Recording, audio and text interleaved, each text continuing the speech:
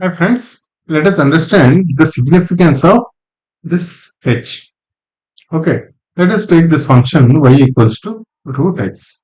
We can very easily show that the derivative, that is dy by dx, is 1 by 2 root x. Okay, basically what we have to do, f of x plus h minus f of x by h when limit h tends to 0. Right. Let's say the limit h is not very close to 0. Let's say we take um, h to be little far. Y equal to root x is something like this. Right, root x. Now h tending to 0 means we are taking 2 points very close and we'll get a tangent. Instead of that, if we take h to be little far apart, then what we get? We get some secant like this. Okay.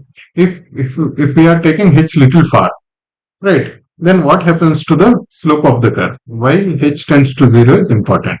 Right. The derivative of the function is given by 1 by 2 root x. This we can easily prove also. So that is this curve, y equals to 1 by 2 root x. But instead of h tending to 0, if you put a wide h, that is h equal to 1, we are getting this curve. What is this curve? This is actually root of x plus 1 minus root x by what is h? H is 1. This curve, see, this is this is similar to this, but not exactly similar. Right. Now, if we reduce this h, instead of h1, if you put it 0.5, root of x plus 0.5 minus root x by 0.5. See, then this graph is actually getting closer to the slope. Right. Y equal to 1 by 2, right? 2 root x is the function of slope, is the derivative of y equal to root x. Right. So, this is the derivative. Now, when we reduce h, this graph is actually getting closer to this. If we reduce it even further, this graph is getting even closer to that. If we reduce it even further, this graph will coincide with this one. This is the equation of slope of this curve, right? So that's why h being small is actually important. When it is small, then the slope of the curve and this one is actually coinciding. Let us look at one more example. In this example, we have y equal to x cube. We have y equal to x cube. We can easily show the slope of this curve. The slope would be 3x square. Slope of this curve. Right. Now, that is what is the slope of the curve? X plus h whole cube. F of x plus h minus f of x. That is x cube by h when limit h tends to 0. Right. When h tends to 0, this is the curve that we will get, y equal to 3x square. Let's say we, instead of h 0, we put h as 2. Then we are getting this curve. This curve is very far from the slope curve, right?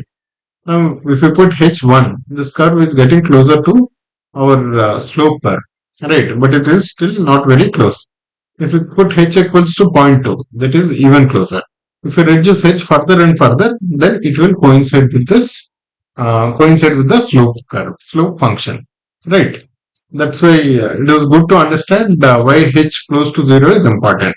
Okay, let us look at some other good questions. Does knowing that a function f of x is differentiable at x equal to x naught tell you anything about the differentiability of the function minus f? Right. Yes, we can tell. Right. A function is like this. Let's say a function is like this. F of x minus f of x will look something like this. Mirror image with respect to x axis. Right. Minus is everything minus. All plus y's will become minus y's. Right. Now at x equal to x naught, if you are saying the slope is something like this, then obviously at this point this will get reversed. The slope will also get reversed, right? Inverted. Right. So if this function is always differentiable, obviously its mirror image with respect to x-axis, this is also always differentiable, right? If this is smooth, obviously mirror image will also be smooth. So this is true.